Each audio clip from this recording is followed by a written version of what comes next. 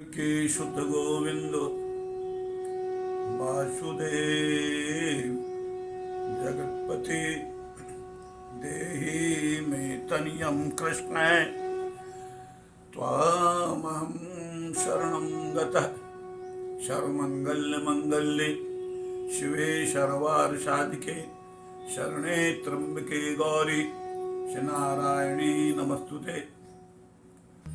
आज हम विचार करते हैं कि यह बड़ा पुण्य पावन मास कुमार का कृष्ण पक्ष बीत रहा है।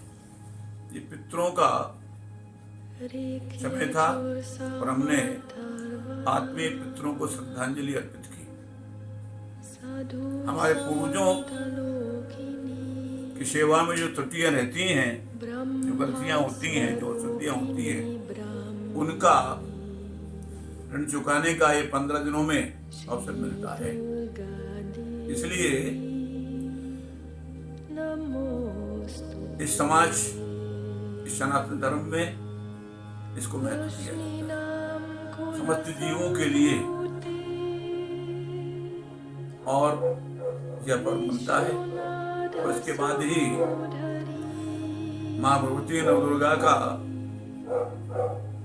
शारदीय दुर्गा नवरात्रि का प्रादुर्भाव होता है, प्रारंभ होता है। हम सब सनातन धर्म के लोग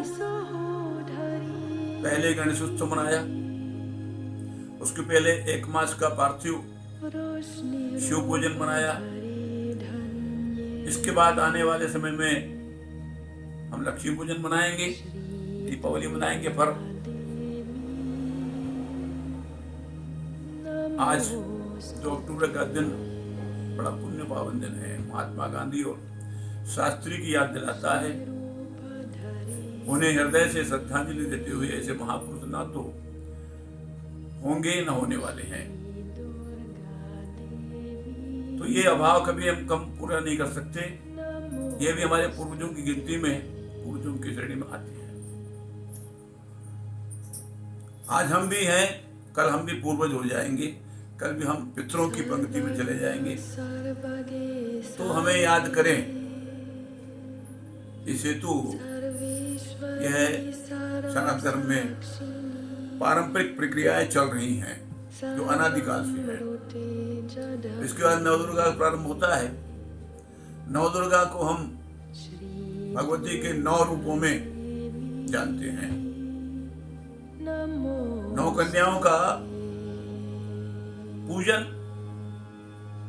इसमें बतलाया है कि यदि आप सामर्थ्य नहीं है तो प्रथम दिन 1 कन्या, द्वितीय दिन 2 कन्या, तृतीय दिन 3 कन्या, चतुर्थ 4 कन्या, पंचम दिन 5 कन्या, छठे दिन 6 कन्या, 7वें दिन 7 कन्या, 8वें दिन 8 कन्या, 9वें दिन 9 कन्या और 10वें दिन 10 कन्याएं जो 2 वर्ष से कम ना हो। 2 वर्ष से लेकर के 10 वर्ष के भीतर की कन्याओं का कन्या पूजन कराया जाता है, उनका पूजन किया जाता है।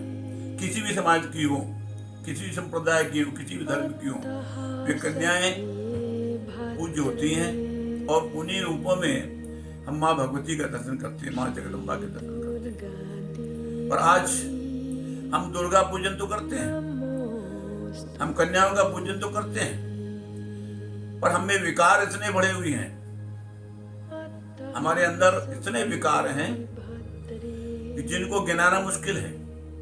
और सारे विकार जो हैं 80 से 85% विकार आंखों के द्वारा पहुंचते हैं, फिर कानों के द्वारा पहुंचते हैं, फिर मन मस्तिष्क में अनेक प्रकार की नकारात्मक ऊर्जाओं का समावेश होता है और वह कुबुद्धि के द्वारा गलत प्रेरणा की तरफ ले जाता है। आज हम देख रहे हैं कि हमारे कन्याओं के साथ जो दुर्व्यवहार हो रहा है, जो शोषण हो रहा है, जो अत्याचार हो रहा है, जो अनाचार हो रहा है, जो व्यभिचार हो रहा है, यह अनदेखा नहीं है। इसका कारण क्या है कि आप माँ भगवती को केवल दुर्गा प्रतिमाओं में जो मिट्टी की बनी हुई है उन्हीं के अंदर दर्शन करते हो।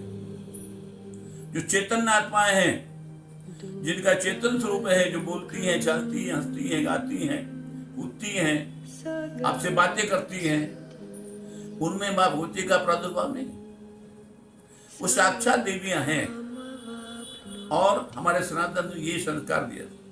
हमारे राम जो हमारे आराध्य हैं, उनका बड़ा सुंदर धनुष्य के समय अपने भ्राता से चर्चा हुई है। वो कहते हैं, हे लक्ष्मण, रघुवंशन को सहज स्वभाव, मन कुपंथ पग धरहु न काऊ। तो ऐसा सुंदर उदाहरण हमारे आराध्य ने कहा कि तुम तो कह रहे हो, अरे मन में सपने में मैं कुपंथ की तरफ नहीं जाता, दृष्टि मेरी नहीं जाती। तो ऐसे आराध्य जो ऐसा हमको संदेश दे रहे हैं, तो इसलिए इन सब बातों को ध्यान रखते हुए हमारा भी सनातन धर्म का से यही कहना है कि सनातन धर्म सबसे उच्च है, परंतु उसके संदेशों को, उसके आचारों को, उसके विचारों को अपने जीवन में लाइए, तभी सनातन धर्म का कल्याण है, तुम्हारा कल्याण है, हमारा कल्याण है, विश्व का कल्याण है, भारत का कल्याण है। जय सीताराम।